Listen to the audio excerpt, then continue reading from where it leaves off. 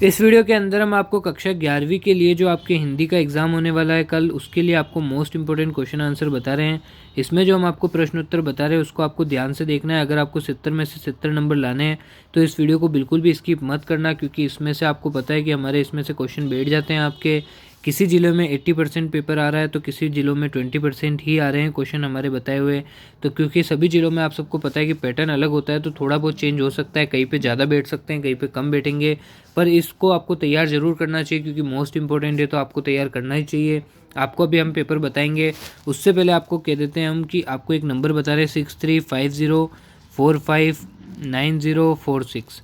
इस नंबर पर आपके ज़िले का जो भी आपके पेपर हो गया है आप इसमें भेज सकते हैं, ताकि उसका आपको सोल्यूशन भी मिल जाएगा और दूसरे बच्चों को उससे फ़ायदा भी हो जाएगा। क्योंकि सभी ज़िलों में अलग अलग टाइम टेबल है, आप सबको पता है, किसी का हिंदी का पहले पेपर हो गया है तो किसी का इंग्लिश का हो गया है, तो उनके लिए मोस्ट इंपॉर्टेंट हो जाएगा, वो तैयारी कर सकते हैं बच्चे और आपको भी उसका उत्तर मिल जाएगा। तो इस नंबर पर आप अपने अर्धवार्षिक के पेपर भेज सकते हैं, ठीक है ना। इस पर आप व्हाट्सअप कर दें अपने अर्धवार्षिक का पेपर का फ़ोटो खींच के, अपने ज़िले का नाम ज़रूर लिखें आप। अब चलते हैं हम प्रश्न उत्तर की तरफ। तो सबसे पहले आप देखें, यहाँ पे आपको खंड अ दिया गया है, उसमें अपठित गद्यांश है, इसको आप छोड़ देना, क्योंकि आप सबको पता है अपठित आपके कौन से भी आ सकते हैं, तो उसका आप अलग से अपने तैयारी कर लेना, ठीक है। इनको भी आप छोड़ दो, अपठित गद्यांश पद्यांश को आप छोड़ सकते हो। हम प्रश्न उत्तर की तरफ चलते हैं जो आपके मोस्ट इंपॉर्टेंट रहने वाले हैं। तो देखें आप, यहाँ पे आपको पहला प्रश्न दिया है, दुष्यंत कुमार की गज़ल किस संग्रह से ली गई है। तो आप सबको पता है दुष्यंत कुमार की गज़ल किस संग्रह से ली गई है, आप सबको कमेंट करके भी बताना है। अब हम चलते हैं उत्तर की तरफ। तो देखें आप, चौथे के पहले का उत्तर है साय में धूप, ठीक है। साय में धूप पाठ से ली गई है, ठीक है ना। जो गज़ल ली गई है कौन किससे ली गई है, साय में धूप से। आगे देखते हैं अगला क्वेश्चन। देखें आप, अगला आपको दिया है, कुएं की खुदाई चिनाई करने वाले लोग किस नाम से जाने जाते हैं। जो कुएं होती है उसकी खुदाई चिनाई करने वाले लोग किस नाम से जाने जाते हैं। तो देखें आप इसका उत्तर। दूसरे प्रश्न का उत्तर आप देख सकते हैं, चलवांजी अर्थात चेजारो क्या कहलाते हैं, चेजारो या फिर चलवांजी। तो ये आप लिख सकते हैं, जो कुएं की खुदाई चिनाई करते हैं वो चलवांजी या फिर चेजारो कहलाते हैं। अगला क्वेश्चन देखते हैं। अगला प्रश्न आप देखिए, तीसरा दिया है, कबीर को वाणी का डिटेक्टर किसने कहा। मोस्ट इंपॉर्टेंट है, आपके एग्जाम में पूछा जा सकता है।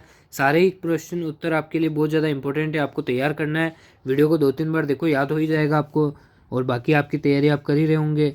तो ये भी आपको पूरा पेपर तैयार करना है, क्योंकि आपके एग्ज़ाम में इनमें से प्रश्न आ सकते हैं, किसी में ज़्यादा आएंगे, किसी ज़िले में कम आएंगे, पर इसमें से ज़रूर आएंगे। तो देखें आप, कबीर को वाणी का डिटेक्टर किसने कहा है, हजारी प्रसाद द्विवेदी ने कहा है। आपको लिख कर भी दिखा देते हैं उधर। तो ये देखें आप, ये तीसरे प्रश्न का उत्तर है, कबीर को वाणी का डिटेक्टर हजारी प्रसाद द्विवेदी ने कहा था। किसने कहा था, हजारी प्रसाद द्विवेदी जी ने, ठीक है। कबीर को क्या कहा था, वाणी का डिटेक्टर। ऐसे भी उल्टा भी घुमाकर भी पूछ सकता है, फिर आप कहोगे कि प्रश्न आया ही नहीं, तो इसको उल्टा घुमाकर भी पूछ सकता है कि हजारी प्रसाद द्विवेदी ने वाणी का डिटेक्टर किसे कहा, तो आपको कबीर लिखना पड़ेगा, ठीक है ना। अगला प्रश्न देखते हैं। अगला आपको प्रश्न दिया है, देखें आप, भारत के 2 शास्त्रीय नृत्यों के नाम आपको लिखने हैं। भारत के 2 शास्त्रीय नृत्यों के नाम। तो देखें आप, तो पहला तो आप लिख सकते हैं भरतनाट्यम हो जाएगा, दूसरा आप लिख सकते हैं कथकली, ठीक है। भरतनाट्यम और कथकली भारतीय शास्त्रीय नृत्यों के नाम आप लिख सकते हैं, ठीक है, भरतनाट्यम और कथकली। आगे देखते हैं।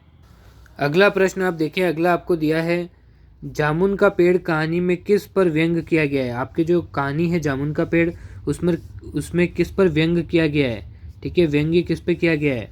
तो देखें आप, तो पांचवे का उत्तर ये आप लिख सकते हैं, जामुन का पेड़ पाठ में कार्यालयी तौर तरीकों में पाए जाने वाले विस्तार की निरर्थकता और पदों की क्रम संख्या की हास्यपदक दशा पर कादरी चोट की गई है, ठीक है, करारी चोट की गई है, ठीक है ना। तो जामुन के पेड़ पाठ में कार्यालयी तौर तरीकों में पाए जाने वाले विस्तार की निरर्थकता और पदों की क्रम संख्या की हास्यपादक दशा पर करारी चोट की गई है।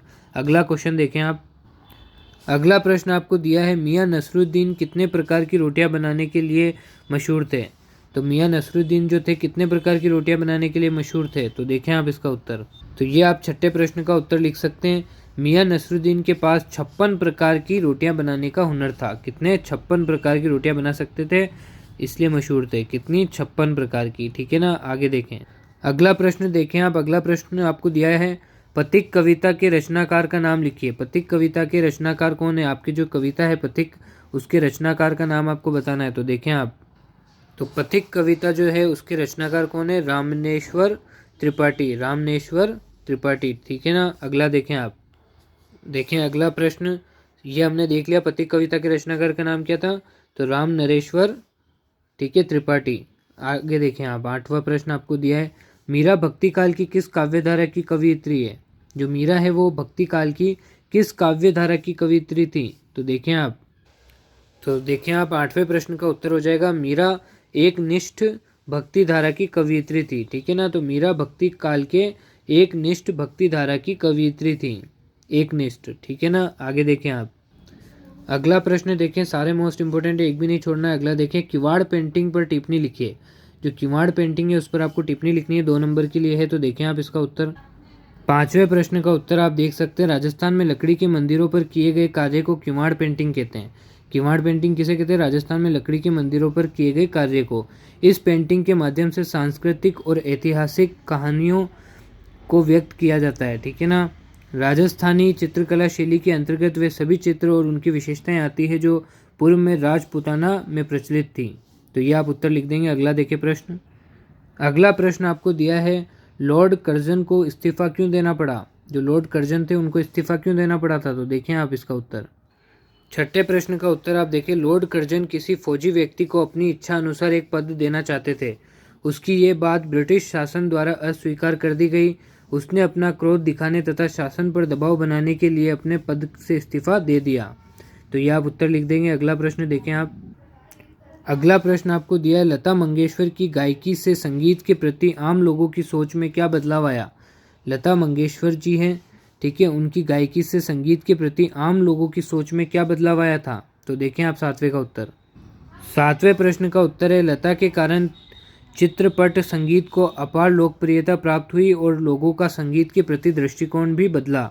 साधारण लोग को भी संगीत की सूक्ष्मता समझ में आने लगी थी, ठीक है ना। तो ये आप उत्तर लिख देंगे। अगला प्रश्न देखें आप, अगला प्रश्न आपको 8वां दिया हुआ है, सबसे खतरनाक जो आपकी कविता है उसमें वर्णित खतरनाक बातों को समाप्त करने के लिए अपने सुझाव बताइए, ठीक है। सबसे खतरनाक जो आपकी कविता है उसमें वर्णित जो खतरनाक बातें की गई है उसको समाप्त करने के लिए आपके क्या सुझाव है वो आपको देने हैं। तो देखिए इसका उत्तर आप, 8वें प्रश्न का उत्तर आप देख सकते हैं, समाज में मौजूद खतरनाक बातों को समाप्त करने के लिए हम निम्नलिखित सुझाव दे सकते हैं। कौन कौन से सुझाव दे सकते हैं, लोगों को समाज में फैली बुराइयों से अवगत करवाकर उन्हें दूर करने का उपाय बता सकते हैं, लोगों में इन बुराइयों से लड़ने का साहस पैदा कर सकते हैं। तीसरा देखें आप पॉइंट लिख सकते हैं, पुलिस प्रशासन ईमानदारी से अपना कर्तव्य निभाकर लोगों का भरपूर सहयोग कर सकती है, ठीक है। अगला देखें, अन्याय के विरुद्ध आवाज़ बुलंद करने वाले को पुरस्कृत किया जा सकता है, इनाम दिया जा सकता है, गतिशील बनकर समाज में जागरूकता फैला सकते हैं, ठीक है। तो ये आप उत्तर लिख सकते हैं। अगला प्रश्न देखें आप, अगला प्रश्न आपको दिया है, रजनी अमित के स्कूल क्यों जाना चाहती है। जो रजनी है वो अमित के स्कूल क्यों जाना चाहती है, तो इसका उत्तर देखें आप, 9वें प्रश्न का उत्तर आप देख सकते हैं, स्कूल के अध्यापक बच्चों को जबरदस्ती ट्यूशन पढ़ने के लिए विवश करते हैं तथा ट्यूशन ना लेने पर उनके कम अंक देते हैं, इसलिए रजनी अमित के स्कूल जाना चाहती है, ठीक है ना। तो ये आप उत्तर लिख देंगे। आगे देखें आप, अगला प्रश्न आपको दिया है 10वां, नमक का दरोगा कहानी के माध्यम से कहानीकार क्या संदेश देना चाहते हैं।